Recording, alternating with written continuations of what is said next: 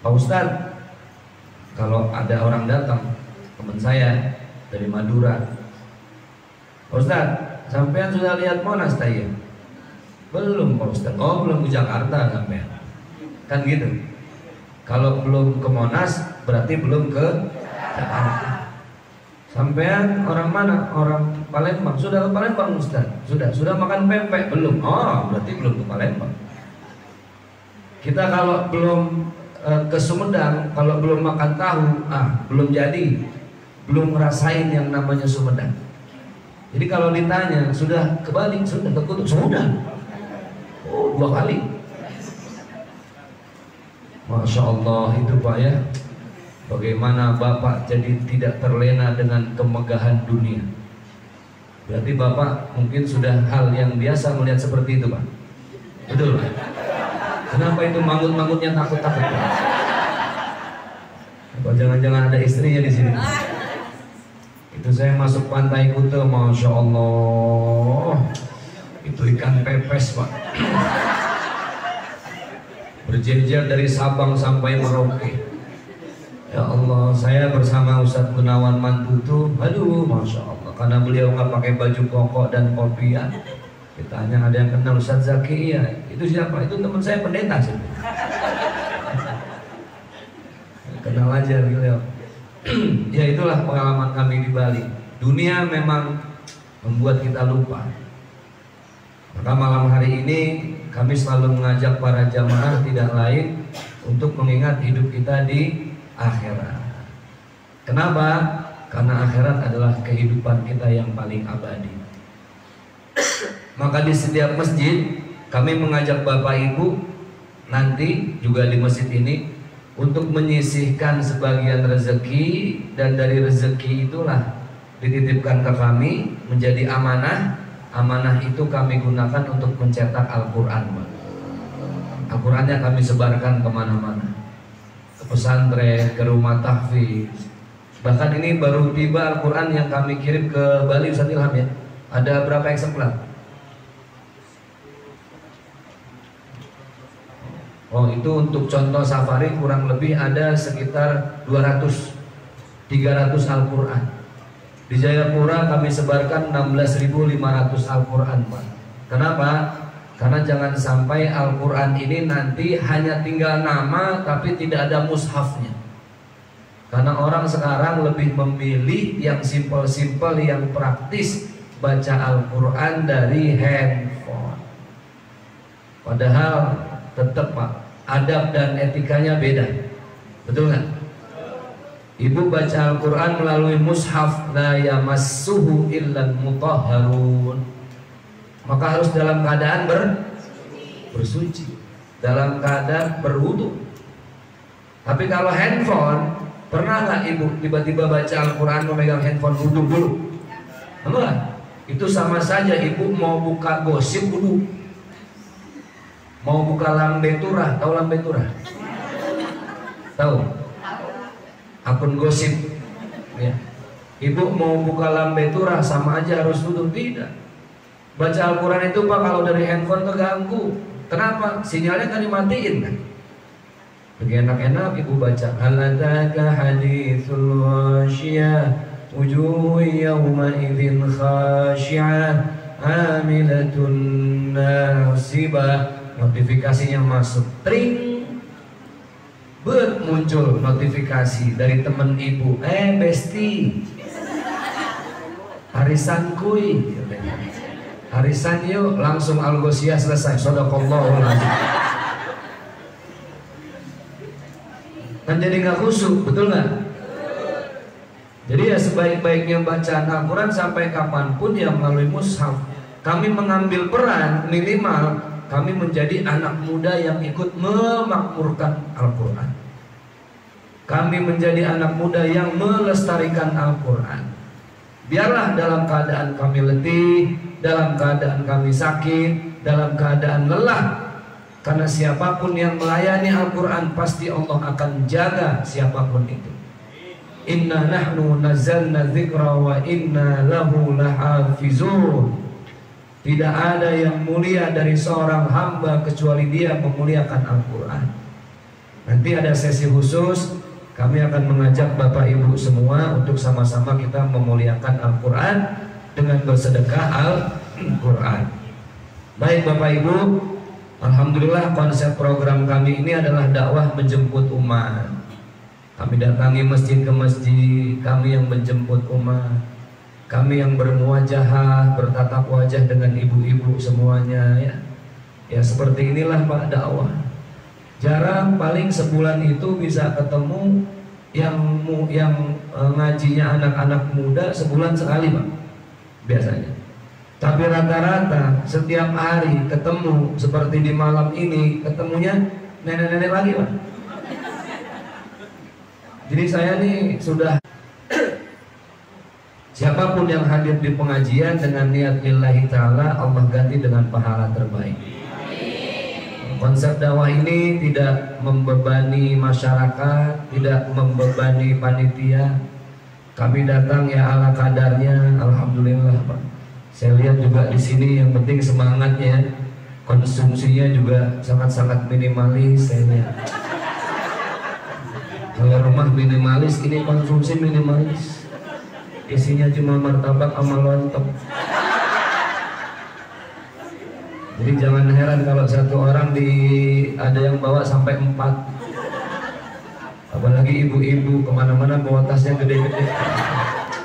Itu saya lihat ada yang dalamnya jeruk. Ya inilah semangat ya ibu ya. Maka kenapa dalam agama Islam ada istilah berkat. Berkat itu makanan yang disajikan ketika acara, diambil dari kalimat berkat. Kami datang ke sini alhamdulillah tidak membebani masyarakat. Kami datang ke sini, datangnya tidak dijemput, pulangnya pun tidak sama kayak siapa Bu? Terima kasih. Jauh-jauh dari Jakarta cuma dibilang jalan. Kalau ini saya Pak agak batuk dan mual, supaya Bapak ya berbagi pengalaman. Jadi saya dari kecil ini orang yang fobia. Tahu fobia Pak?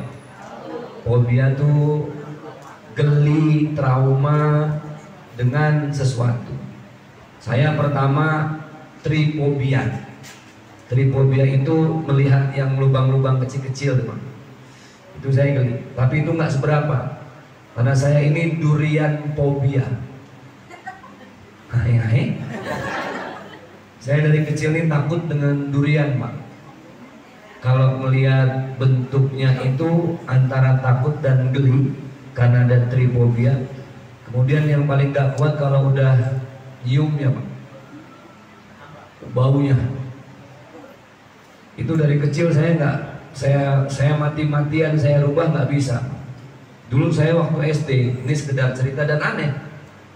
Jangan heran kalau Raffi Ahmad itu takut sama rambutan. Betul nggak? Almarhum Olga Saputra tuh takut sama karet gelang. Jadi kalau ada karet gelang dia takut. Nah saya sama durian Pak.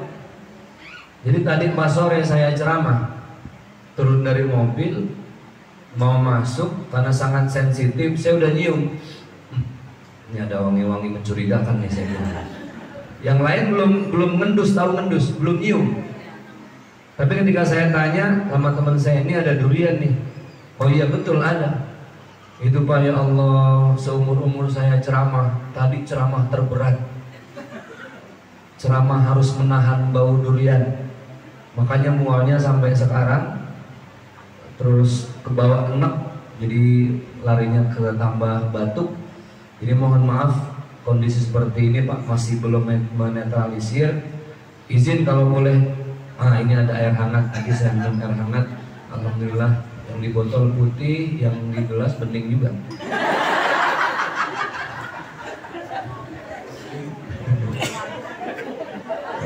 Ustadz sampai dikasih ini 1 gelas air putih, 1 gelas botol. Ini Ustadz kayak ikan mujair ini.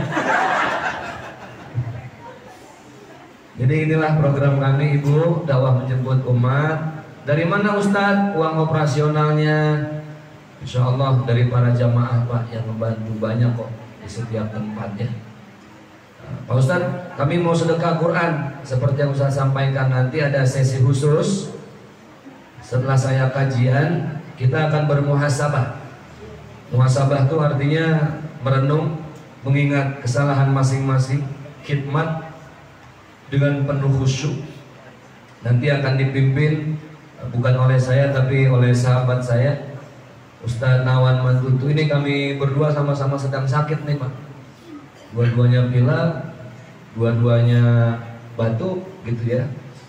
Ya doakan supaya sehat. Beliau nanti akan memimpin kita muhasabah. Ibu yang di belakang kelihatan beliau? Enggak ya? Baik, gimana kalau kita minta beliau berdiri Ibu? Oke? Ibu mau tahu aja apa mau tahu banget? Kepo. Ya silakan Ustadz, dipersilakan untuk berdiri. Ini dia penampakannya. Ini casingnya, ini wujud aslinya. Ibu, saya nggak bisa lama bawa beliau. Kalau nanti jam 9 beliau harus kembali ke alamnya.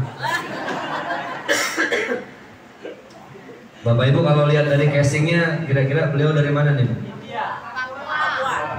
Papua. Maksud lo fitnah. Nggak setiap yang model begini harus dari Papua. Ibu jahat banget sih. Tapi Ibu mending sih bilangnya dari Papua. Pernah di Manado saya tanya, dari mana Bu yang model begini? Dari penjara Pak Ustaz. Wah ini debt collector apa kali? Insya Allah. Beliau sudah 4 bulan ikut saya Bu. Nah kan batuk juga. Aduh ya Allah. Ini beliau sudah 4 bulan ikut saya bersafari dakwah. Alhamdulillah sudah mulai banyak kemajuan. Termasuk perutnya juga sudah maju. Mungkin sudah nambah 4-5 kilo Ibu ya. Ini kalau di USG isinya berkat semua. Ada jeruk, ada nasi kembuli. Ini kebanyakan ikut acara maulid ya begini. Tahu isi. Aduh ya Allah, mau dibawain atau gimana Pak kira-kira? Baik, terima kasih Ustadz Nawan Mantutu. Mudah-mudahan ya Allah ini beliau memang muhasabah. Bahkan kalau lagi bersafari dakwah, kami berdua pun sudah sibuk ngatur sehat masing-masing dah. Gitu ya, ntar saya pilek, beliau batuk. Ntar saya batuk, beliau pilek. Nggak sembuh-sembuh gitu ya. Makanya ya kita doain mudah-mudahan segala niat baik beliau dan amal baik beliau diterima oleh Allah Subhanahu wa taala, dilapangkan di kuburnya.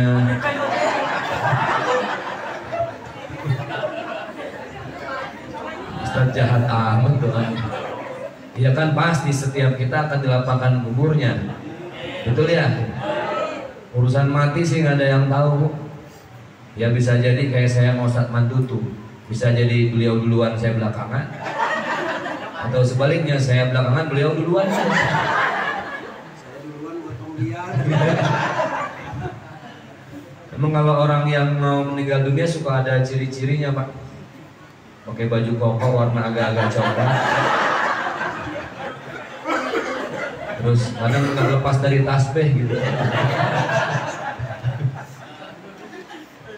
Baik Bapak Ibu, kami persilahkan nanti untuk menyisihkan rezeki. Ada Ustadz dan Ustazah kami keliling membawa kantong-kantong sedekah sambil dipandu sholawat oleh Ustadz Nawan Mantutu.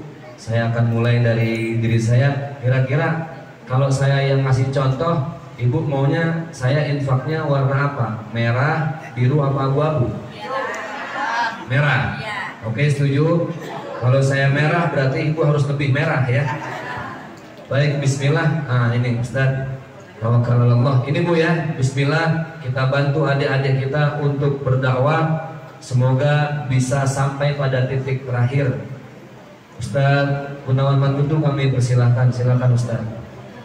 Allahumma sholli ala sayyidina Muhammadin tibbil qulubi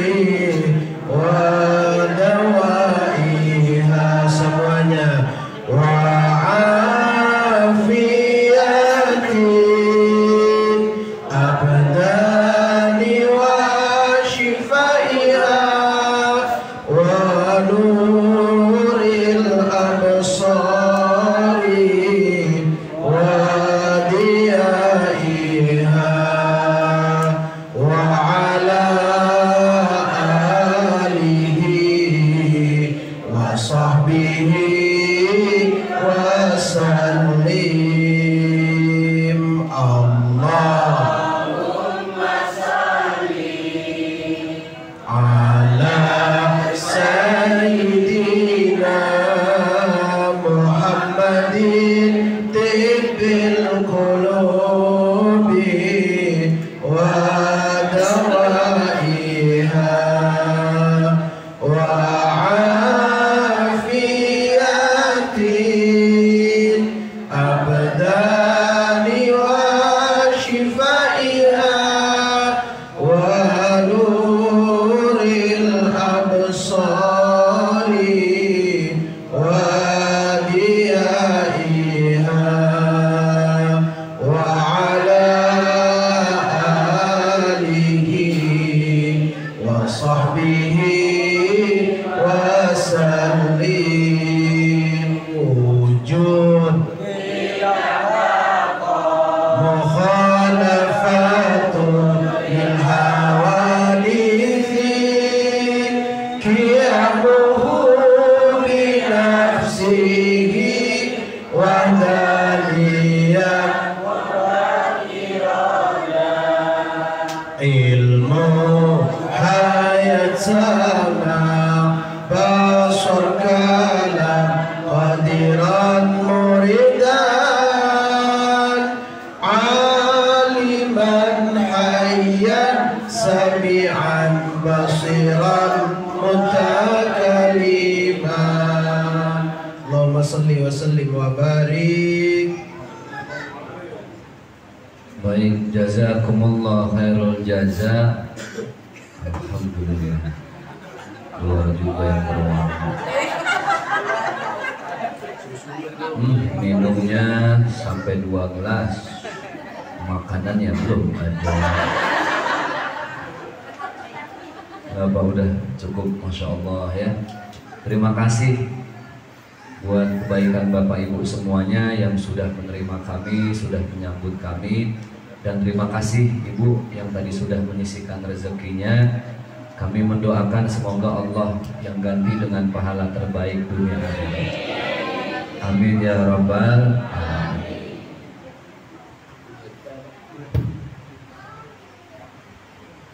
Baik, karena tenaga saya tinggal beberapa watt, kita ngajinya yang ringan-ringan saja Ibu ya, yang santai-santai, tapi mudah-mudahan bermanfaat untuk kita semua. Hidup itu harus dengan tujuan yang jelas. Saya ke Bali tujuannya jelas, safari dakwah. Kalau saya ke Bali nggak punya tujuan, bingung Pak. Mondar mandir, mau kemana, ketemu siapa, karena tidak punya tujuan. Dulu kalau ada kita kemana-mana, peribahasa mengatakan malu bertanya, sesat di jalan. Sekarang malah sebaliknya, kalau ada yang bertanya di jalan berarti tidak punya kuota, karena dia nggak bisa lihat Google Map. Zaman dulu apa orang ngerti dengan Google Map?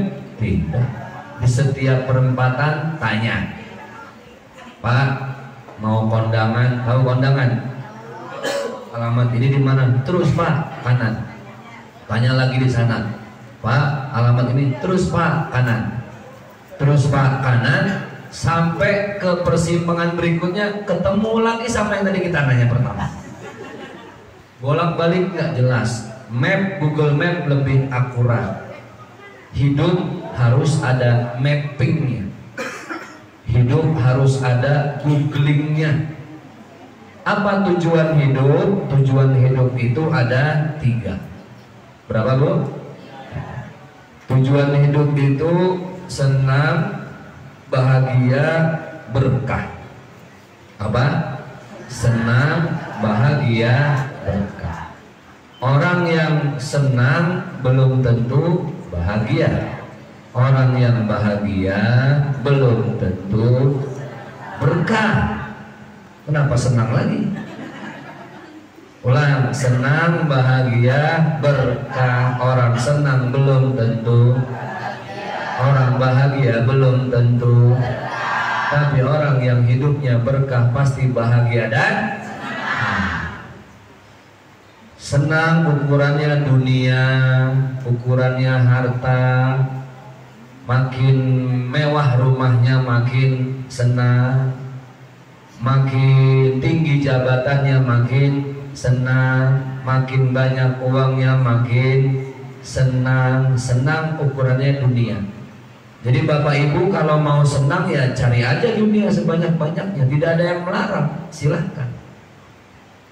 Contoh ukuran senang, ibu lebih senang mana sama suaminya dikasih uang 50.000 apa 500.000?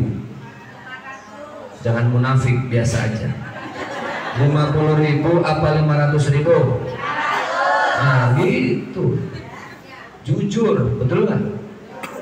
Ibu lebih senang mana dikasih 500.000 apa 5 juta? Mantap. Lebih senang mana sama suami dikasih 5 juta apa 5 miliar? 5 miliar. Ibu lebih senang mana dibelikan motor apa mobil? Mobilnya 100 juta apa 1 miliar? 1 miliar. Makin senang, makin banyak hartanya, makin megah rumahnya, makin mewah kendaraannya, itu pasti makin senang. Tapi kembali ke rumus yang tadi, orang senang belum tentu bahagia. Orang yang bahagia itu bagaimana? Orang yang bahagia senang bukan sekedar senang, tapi dengan senangnya dia bersyukur kepada Allah. La in syakartum la azidannakum wa la in kafartum inna adabi lasyadid. Senang bahasa Arabnya as-surur, bahagia bahasa Arabnya al-hasanah. Saya senang ketemu dengan Anda, ana masrurun biliqaikum, kata orang Arab. Sururun senang, tapi bahagia hasanah. Maka lihatlah doa yang kita baca, hasanah, bahagia. Rabbana atina fid dunya wa fil akhirati wakina. Yang kita minta itu bukan senang sama Allah, tapi rasa bersyukur kepada Allah. Rezeki yang paling rendah dalam hidup itu harta. Bayangkan, rezeki itu kan luas ya Bu ya. Rezeki bukan cuma ini nih. Apa nih? Cari Ibu. Ini yang dibilang mata duitan begini.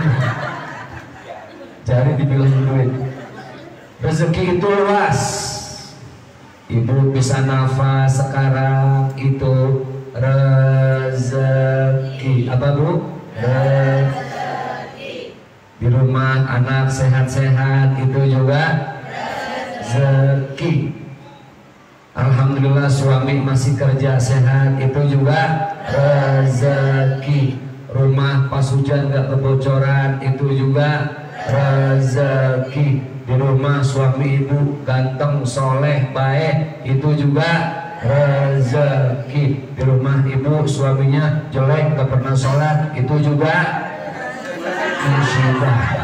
Musibah Bu. Rezeki itu luas. Rezeki yang paling mahal, yang paling tinggi, yang paling dahsyat itu sehat. Bu lihat saya nih, lagi kurang sehat. Ya Allah, saya biasanya menggebu-gebu. Sekarang ya tetap harus kita maksimalkan, tapi tetap terasa tidak maksimal Bu. Karena sehat itu modal. So, pilih, Ibu pilih mana? Ibu sehat punya uang 5.000 apa Ibu sakit uangnya 5 juta? Sehat 5.000, sakit 5 juta. Pilih yang mana Bu? Sehat 5. Memang benar-benar mata duit. Sehat tuh mahal loh, bener kan? Ya Allah, nih saya sama Ustaz Nawan Mantu tuh batuknya nggak berhenti-berhenti, mungkin karena perubahan cuaca ya. Ya pulang dari Kute itu loh.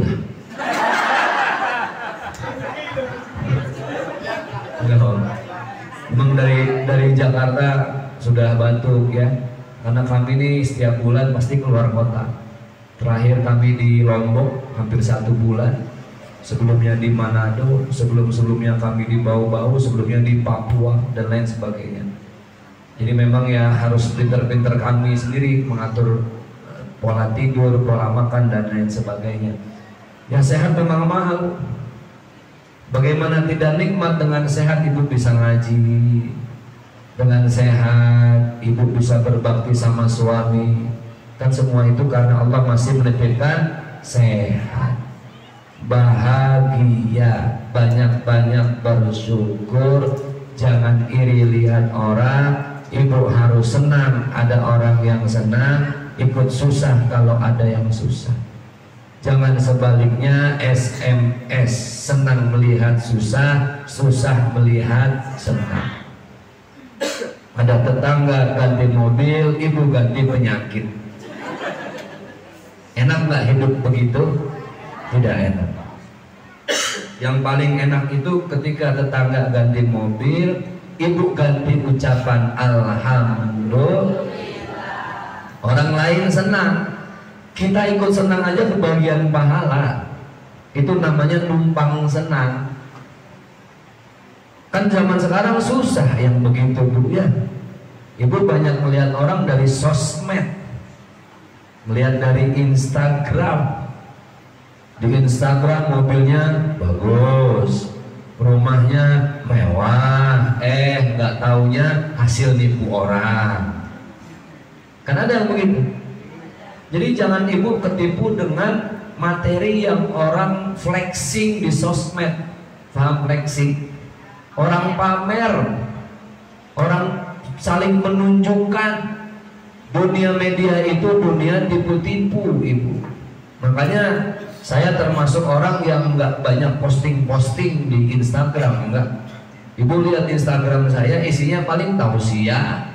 Sekali-kali saya kemarin foto tuh lagi mau berselancar, pegang apa namanya Bu? Papan selancar. Alhamdulillah megang doang, enggak ya.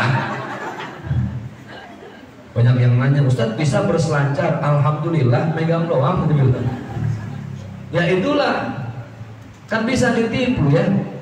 Tapi Masya Allah, hakikat hidup yang sebenarnya bukan urusan orang lain, tapi kita yang paling tahu. Mau pamer bagaimanapun kita yang ngukur. Sekarang orang lebih banyak membela-belain gengsi daripada sekedar fungsi. Jam tangan gak cuma 1 2, mahal Bu. Jam tangan harganya yang 1 miliar, 2 miliar. Saya kadang mikir gini Pak, ya Allah, semurah-murahnya kopiah, peci, semurah-murahnya peci, 20.000, taruhnya di mana? Di kepala. Semahal-mahalnya sepatu, ya, taruhnya di mana? Di kaki. Alhamdulillah dapat lagi tisu. Ini nggak lama nganterin buah-buahan kayaknya. Sudah Pak, cukup. Saya melihat ibu bahagia saja saya sudah senang gitu ya. Bisa jadi ibu melihat saya ini kan anugerah, tapi saya melihat ibu musibah. Enggak ibu. Jadi ya Allah, sampai di mana tadi saya ngomong ya? Lupa itu. Oh, sepatu. Semahal-mahalnya sepatu bawah, semurah-murahnya peci di atas. Belum pernah ada orang beli sepatu harga 50 juta taruh di kepala. Ada? Gila sudah. Ya begitulah hidup. Ya baju ini kan yang penting bisa dipakai. Karena nanti Allah akan mempertanyakan bukan hanya bajunya, setiap kancing yang ada di baju Allah tanya. Dipakai untuk apa? Datangnya dari mana? Digunakan untuk hal yang bagaimana? Subhanallah, sampai urusan baju. Maka bahagia itu adalah hati yang selalu bersyukur kepada Allah. Dia tidak pernah berusaha untuk berpikir yang negatif tentang rezeki. Apapun buat orang ini adalah rezeki. Itulah orang yang bahagia. Dapat segala sesuatu, alhamdulillah. Lalu yang berikutnya adalah berkah. Apa Bu? Apa itu berkah? Nah, ini yang penting.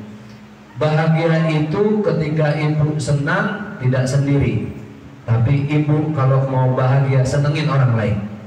Paham ya? Kan nyenengin harus dengan dunia. Ibu sudah senang, kalau mau bahagia senengin orang lain, jangan senang sendiri. Ibu kalau mau berkah jangan bahagia sendiri, bahagiakan orang lain. Itulah kunci berkah, membahagiakan orang lain. Kenapa? Kullu ma'rufin shadaqatun. Setiap kebaikan itu adalah sedekah.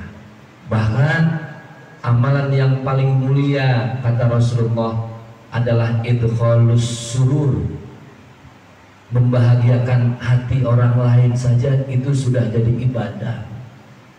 Makanya orang tua kita bilang kalau belum bisa nyenengin orang, ngebahagiain orang, jangan nyusahin orang. Bapak kalau belum bisa nyenengin istri, jangan nyusahin istri. Betul nggak? Ibu juga begitu. Kalau belum bisa menghormatin suami, jangan nyusahin suami. Betul nggak Pak? Nah, terus.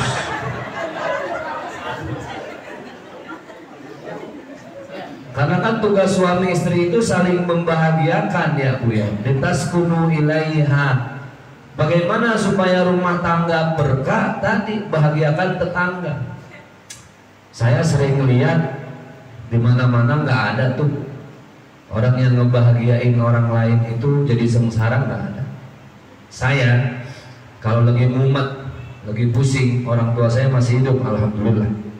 Mama saya masih sehat, papa saya masih sehat.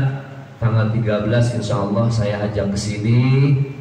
Saya ajak healing bestie juga di sini, Bu.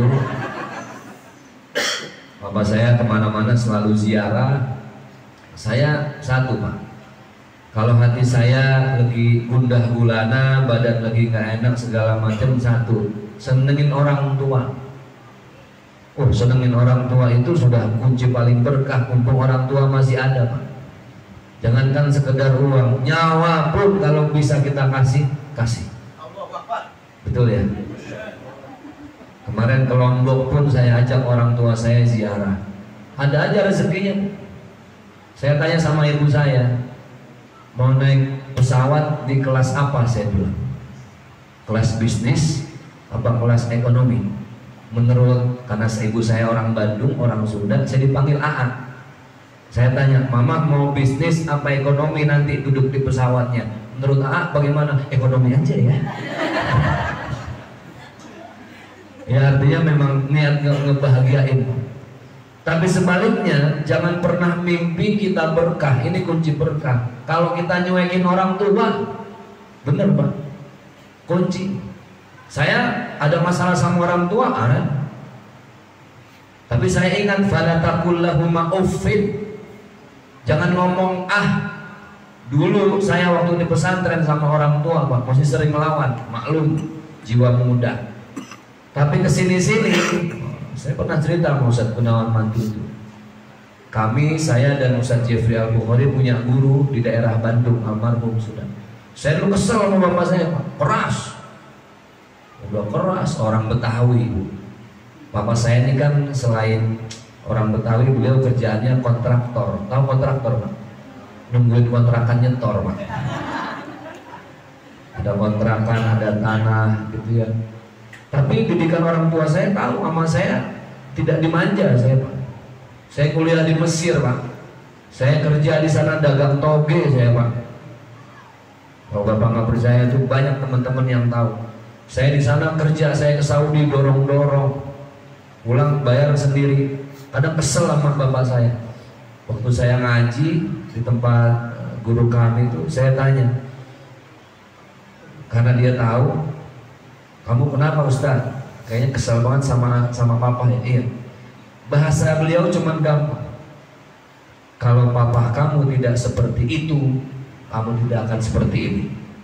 Simple. Kalau dia tidak seperti itu, kamu tidak akan seperti ini.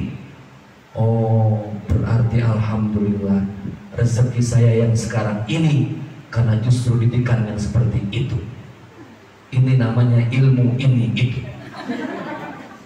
Iya, cuma modal ini itu betul. Saya mikir kalau papa saya nggak keras, mungkin nggak seperti ini saya berjuangnya, tidak seperti ini saya survive-nya.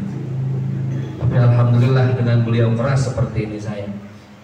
Jadi umroh pun alhamdulillah tahadus bin nikmah. Setiap ada kesempatan saya ajak dan nggak pernah ketukar Pak. Saya kalau membahagiain orang tua saya nggak pernah itu ada, maaf ya, istilah uang kosong nggak ada. Ada saja rezeki yang Allah kasih, min haitsu la yahtasib. Makanya kalau sudah ngurusin orang tua, orang aja judi berani, judi yang dibelain setan, betul nggak? Alladzi yuwaswisu fi sudurin nas, miliaran ditaruh orang judi. Ini urusan orang tua. Masa hitung-hitungan, urusan seratusan ribu, jutaan, miliaran kalau perlu, nggak akan pernah ketukar. Jadi saya mau pesan sama diri saya sendiri, Bapak Ibu yang selama ini mungkin masalahnya nggak selesai-selesai, kok musibah seolah-olah silih berganti tidak pernah finish satu. Bisa jadi ada hati orang tua yang belum ridho dan ikhlas dengan kita. Itu kunciannya. Bapak Ibu mau ziarah ke makam manapun, tapi kalau nggak pernah ziarah ke Bapak Ibu, selesai Pak, ziarah nggak dapat apa-apa. Betul nggak? Ini yang paling keramat tuh orang tua. Jadi saya mau bilang kunci berkah itu ada pada orang tua. Anak-anak muda, wahai anak muda, sampai orang tua nggak setuju dengan jodoh kita, misalnya orang tua nggak setuju dengan pekerjaan kita, orang tua nggak setuju dengan profesi kita, tetap muliakan. Selama mereka tidak memerintahkan kita berbuat kufur, kewajiban satu kita memuliakan, jangan melawan. Ini jangan sampai keluar. Menyakiti sekali selesai. Bahkan Alqamah yang rajin sholat sahabat Rasulullah meninggalnya dalam keadaan susah, padahal orang ahli ibadah cuma gara-gara pernah menyakiti orang tua. Bagaimana dengan mertua? Mertua ya orang tua ya mertua, sama aja. Jadi muliakan. Nih, sebenci-bencinya ibu sama mertua, sekesel-keselnya ibu sama mertua. Bu, masih hidup. Kan banyak sinetron nih di mana-mana tuh di Indosiar, pasti mertua berantem sama siapa? Oh, pengalaman. Udah sama aja. Ini waktu saya tinggal berapa menit? Tinggal 3 menit lagi. Saya cerita saja hidup yang berkah. Ada pengantin baru Pak, baru nikah. Tinggallah di rumah si laki, di rumah suami, istrinya dibawa ke rumah suami. Berarti ibu paham maksudnya ya? Istrinya berarti tinggal di rumah mertuanya. Karena mertuanya itu orang tua suaminya, dan suaminya dia itu mantu orang tuanya. Paham nggak? Nah, bapaknya dia sama bapaknya suami itu besan.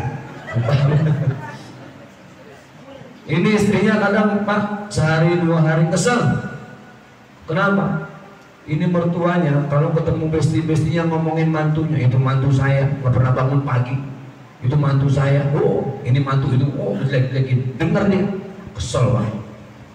Ini mantu sudah saking keselnya diomongin terus. Dia ke dukun. Tahu dukun? Tahu. Ada di sini dukun? Ada, masa dukun ada di sini? Ngaji ini ya.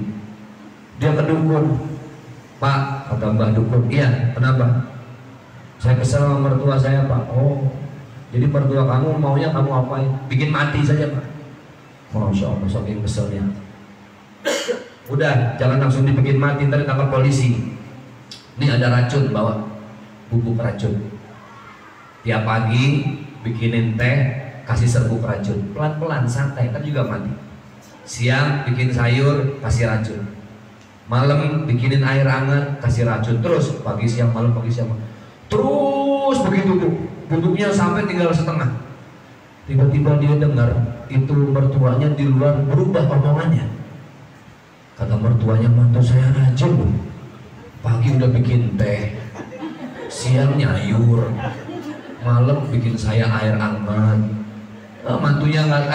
Mertuanya nggak tahu kalau dia lagi diapain.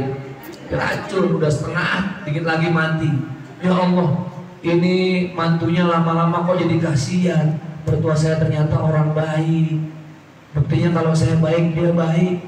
Saya dipuji, dia ajak kemana-mana. Ya Allah, dia balik ke dukun. Assalamualaikum, Pak, mati Pak. Kenapa? Racun sekali tinggal setengah Pak.